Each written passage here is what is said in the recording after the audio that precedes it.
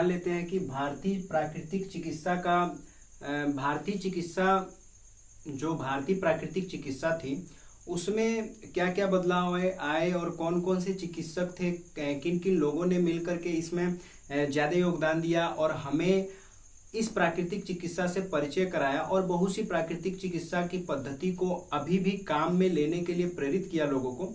तो उनमें किनका किनका नाम आता है। तो सबसे पहले अगर देखेंगे तो भारतीय प्राकृतिक चिकित्सा में जो पहला नाम आता है डी वेंकट चेलापति शर्मा का नाम आता है, जिन्होंने 1894 में डॉक्टर लुई कुने की जो पुस्तक थी the new science of healing, तो the new science of healing का इन्होंने तेलुगु में अनुवाद कर दिया। तो तेलुगु में अनुवाद होने के कारण जितने भी हमारे दक्षिण भारत के जो भी लोग थे उन्होंने प्राकृतिक चिकित्सा को अच्छी तरह से समझा। बाद में इसी किताब का रूपांतरण जो था बिजनौर के रहने वाले श्री कृष्ण स्वरूप ने इसको हिंदी और उर्दू में इसका रूपांतरण कर दिया, अनुवाद कर दिया, जिससे लोगों ने अच्छी तरह से प्राकृतिक चिकित्सा को समझना स्टार्ट कर दिया। क्योंकि किताबों का रूपांतरण अपनी भाषा में हो जाने के कारण प्राकृतिक चिकित्सा लोगों को समझ में आने लगी। जैसा कि आप सभी को पहले से पता होगा और नहीं भी पता होगा तो मैं बता देता हूं कि जो महात्मा गांधी थे वो भी प्राकृतिक चिकित्सा के बारे में बहुत ही उनका मत ये था कि प्राकृतिक चिकित्सा से बहुत सारी जो असाध्य बीमारियां हैं जिनका इलाज बड़ी बड़ी दवाइयों के खाने से भी नहीं होता है वो प्राकृतिक चिकित्सा के द्वारा किया जा सकता है। तो वो भी एक तरह के प्राकृतिक चिकित्सा के मानने वाले थे। अब चलते हैं, देख लेते हैं कि कौन कौन से चिकित्सक हुए और किन लोगों ने मिलकर के प्राकृतिक चिकित्सा से हमें और भी अच्छी तरह से परिचित कराया।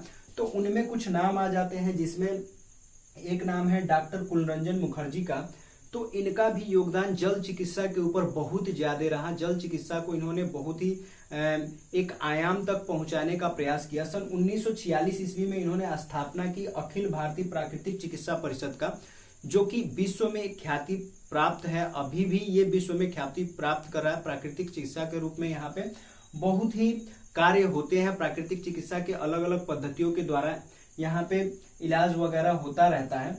उसी तरह से अगर दूसरा नाम देखेंगे तो डॉक्टर विट्ठल दास मोदी हैं। डॉक्टर विट्ठल दास मोदी का जन्म 1912 ईस्वी में गोरखपुर में हुआ था। तो ये गोरखपुर में इनका जन्म हुआ था और गोरखपुर में ही रह करके इन्होंने प्राकृतिक चिकित्सा के ऊपर बहुत ज्यादा कार्य किया और प्राकृतिक चिकित्सा से हमें बहुत ज्यादा परिचित कराया। तो जो दूसरे जो चिकित्सक हुए उनका नाम था डॉक्टर विट्ठल दास मोदी।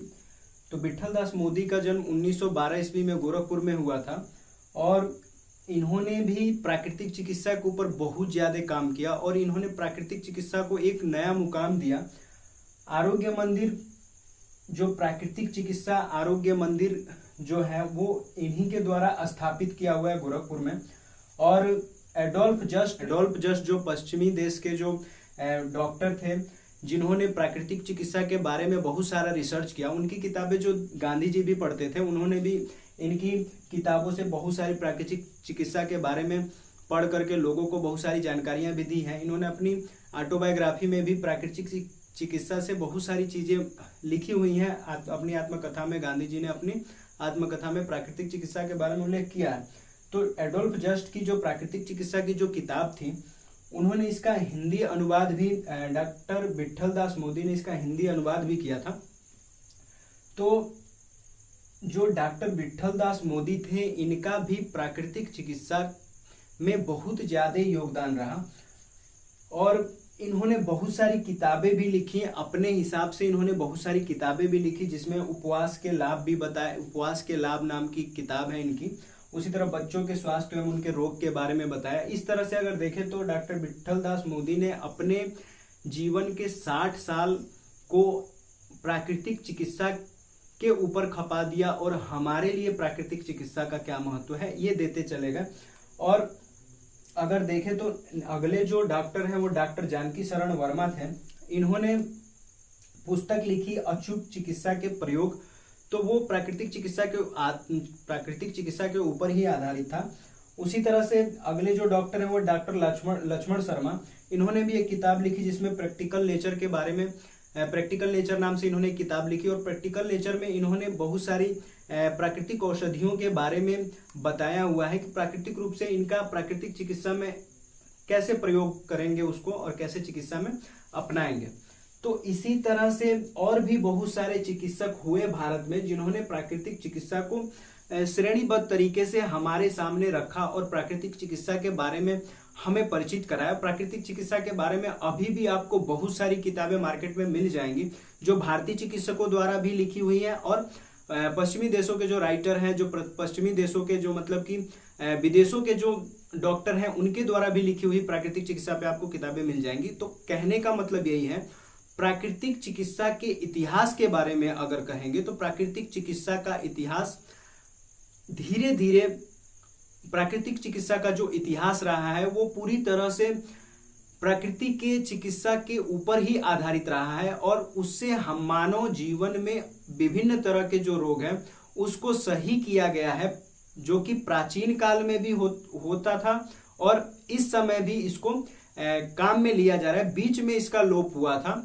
जो किसी कारणवश लोगों के प्रचलन में नहीं लिया जा रहा था। कारण मैंने बताया कि लोग चाहते थे कि जल्दी से कोई मतलब कि वो ऐसी चिकित्सा पद्धति का प्रयोग कर रहे थे और अभी भी ऐसी चिकित्सा पद्धति का ही प्रयोग चाहते हैं लोग कि जिनमें तुरंत लाभ मिले।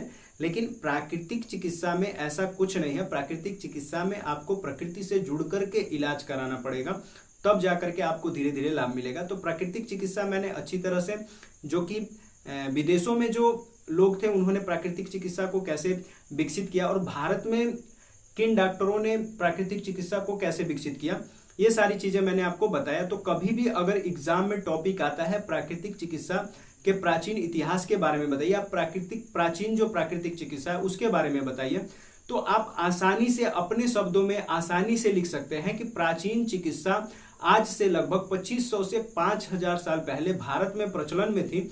जैसा कि मैंने बताया, जो बौद्ध धर्म की किताब थी जिसमें गौतम बुद्ध ने अपने जो भिक्षु थे उनकी बीमारी में इलाज के लिए उष्ण जल, गर्म जल का प्रयोग किया था। उसी तरह से एक युवक को सांप ने काट लिया होता है तो उनके पास ले आया जाता है और वहां पे वो गोबर और गाय के मूत्र और चिकनी मिट्टी का प्रयोग कर उसका इलाज करने का उल्लेख उसमें किया गया है। तो इसी तरह से तमाम जो बातें थी आपको इसमें बताई गई। आप उस प्रश्न के आंसर में आप लिख सकते हैं कि विदेशों के जो डॉक्टर थे उन्होंने प्राकृतिक चिकित्सा के लिए क्या क्या कार्य किए और भारतीय जो चिकित्सक थे उन्होंने प्राकृतिक चिकित्सा के ऊपर क्या क्या कार्य किए।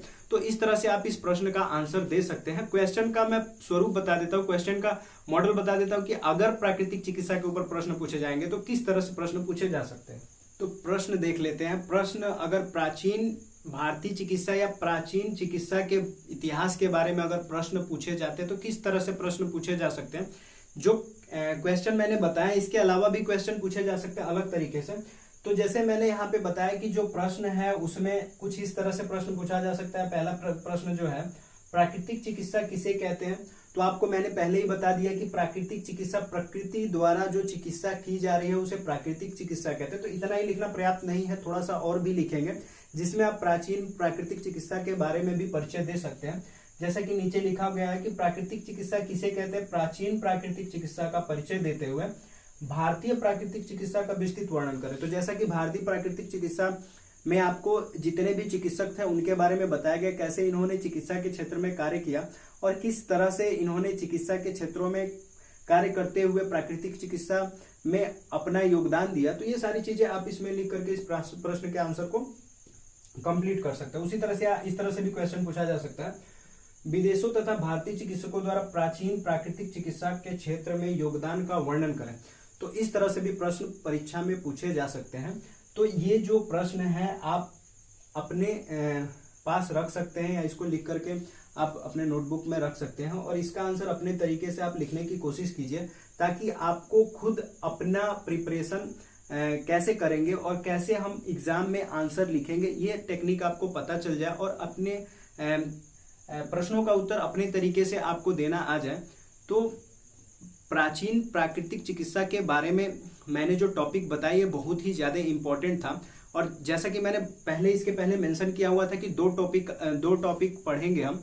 तो दूसरा जो टॉपिक है वो नेक्स्ट वीडियो में मैं आपको बताऊंगा, नेक्स्ट पार्ट में आपको बताऊंगा उपस्थाता का महत्व। तो उपस्थाता का महत्व आपको उस वीडियो में आपको बताया जाएगा। तो जो भी स्टूडेंट हैं, चाहे आप आयुर्वेद जीएनएम के हो या डी फार्मा के हो, कुछ टॉपिक आपका मिलता जुलता है, तो ये भी टॉपिक जो है सेम है। आप दोनों इस टॉपिक को आप प्रिपरेशन कर सकते हैं। बस डिफरेंट यही है कि आयुर्वेद परिचय में प्राचीन प्राकृतिक चिकित्सा जो डी फार्मा फर्स्ट ईयर के लोग हैं वो पढ़ेंगे, और आप जो जीएनएम फर्स्ट ईयर के जो स्टूडेंट हैं वो प्राचीन प्राकृतिक चिकित्सा जो है सामान्य परिचर्या का टॉपिक था, मैंने आपको पहले ही बताया। अगर आपको इससे रिलेटेड कुछ क्वेश्चन आपको पूछने हैं तो आप कमेंट बॉक्स में लिखिए। कोई चीज रह गई या नहीं समझ में आया तो उसको भी आप कमेंट में लिख दीजिए, मैं कोशिश करूंगा कि उसको फिर अच्छी तरह से आपको समझाऊं। वीडियो में लास्ट तक बने रहने के लिए आप सभी का धन्यवाद। लेकिन ध्यान रहे, दूसरा पार्ट मैं दे रहा हूं, दूसरे पार्ट में आप उपस्थाता का महत्व और जो भी कंफ्यूजन रह गई थी प्राकृतिक चिकित्सा के बारे में उसको भी मैं नेक्स्ट पार्ट में आपको क्लियर करने की कोशिश करूंगा।